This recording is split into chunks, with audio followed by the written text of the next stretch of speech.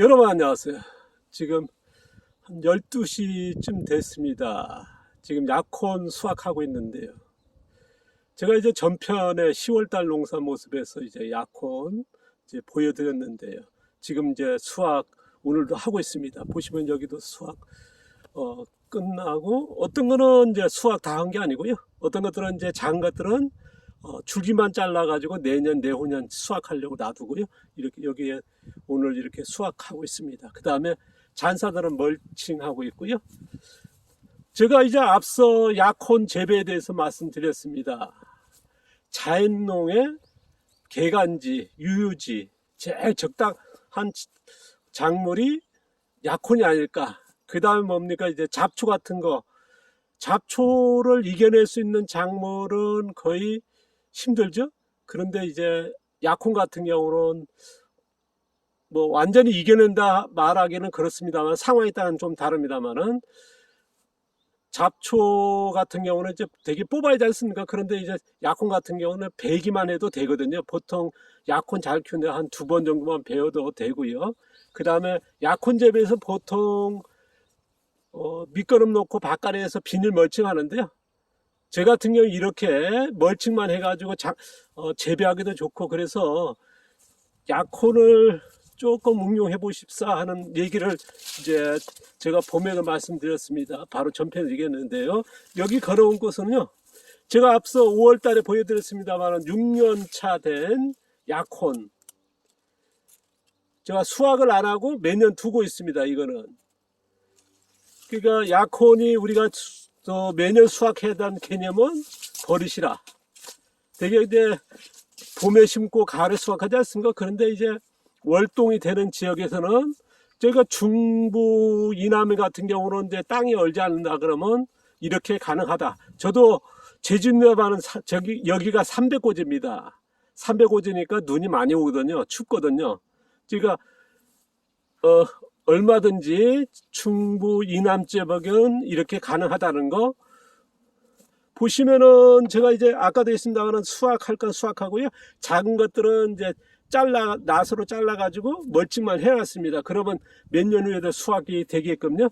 그리고 앞서도 보여드렸습니다만은, 개간지 같은 경우 뭐 반 만들 필요 없이요. 되게 보면 이제 개간지 같은 경우 유유지 같은데 많이 있지 않습니까? 거기에 무슨 작물을 심어야 될까? 아니면 이제 농사 짓기 위해서는 이제 개간을 하고 뭐 포크레인 작업이라든가 트랙터 작업 해야 되는데요.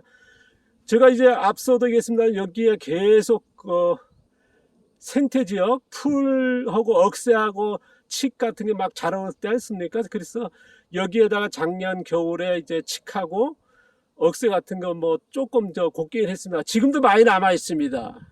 거기다가 이제 봄에 약혼 심었거든요. 그러니까 완전히 약혼밭 되는데, 여기 같은 경우는 원래 수확 안 하고 이제 지금 둔 거는요, 좀 뭐랄까 야선지기 땅이니까 어떤 거는 잘 됐습니다. 보면 이제 큰 거는 조금 부족하면 캘 거고, 그렇지 않으면 이제 아까 같이 줄기 잘라가지고 그냥 멀치만 했다가 내년, 내후년 아니면 뭐 제가 필요할 때 수확하려고 그럽니다.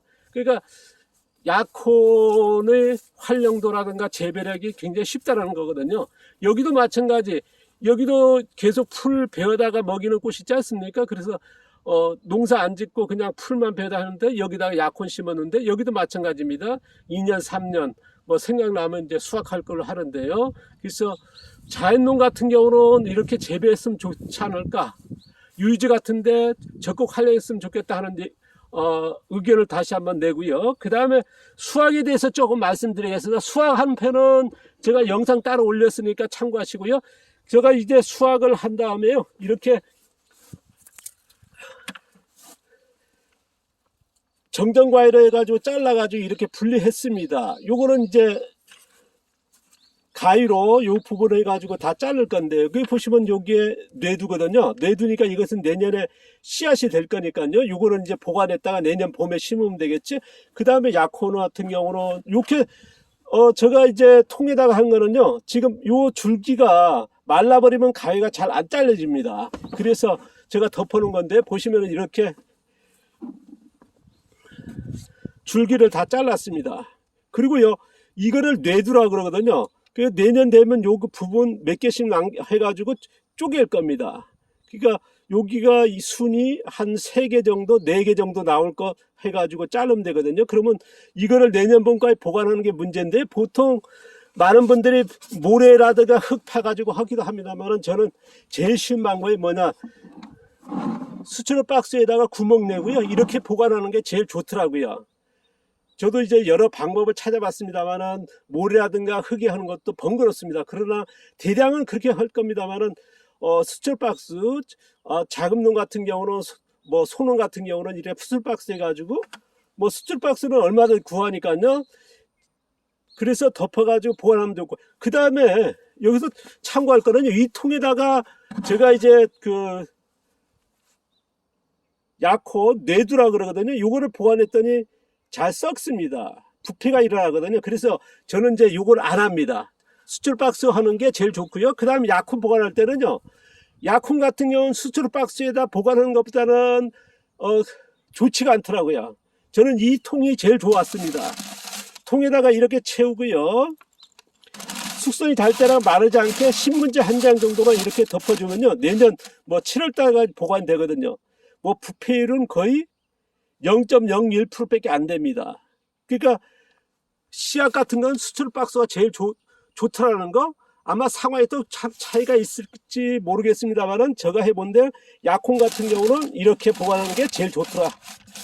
부패율도 없고요. 그래서 또 보관했다가 이제 어디가 두기도 좋지 않습니까? 뭐 저기 얼지 않는 곳에 방 같은데 아니면 뭐 마루 같은데 둬도 되니까, 창고 같은데요. 그 다음에 저는 이제 작은 거는 이제 제가 먹으려 합니다. 그리고 뭐 여기 보시면은 이 줄기들은요, 저는 이제 돼지를 먹이고 있습니다. 자, 약혼 재배. 또 하나 말씀드리고 싶은 분은요, 혹시 아마 도시에 보면 이제 공사장 같은데 아니면 여러 작업하다 보면 이런 통들이 많이 나오거든요. 이 통이 따로 밖에서 살 필요 없이요, 아마 농촌에서는 이게 굉장히 활용도가 높거든요. 그래서 이 통에다가 약혼 뭐 수확할 때도 마찬가지, 이런 뭐 농사 작업이라도 할 때 이거 이용하면 좋겠습니다. 그래서 약혼도 여기다 보관하시라는 말씀 드렸습니다. 자, 오늘 약혼 재배에서 말씀드렸습니다. 수확하는 건 따로 영상 올리니까요, 그거 참고하시기 바랍니다. 감사합니다. 고맙습니다.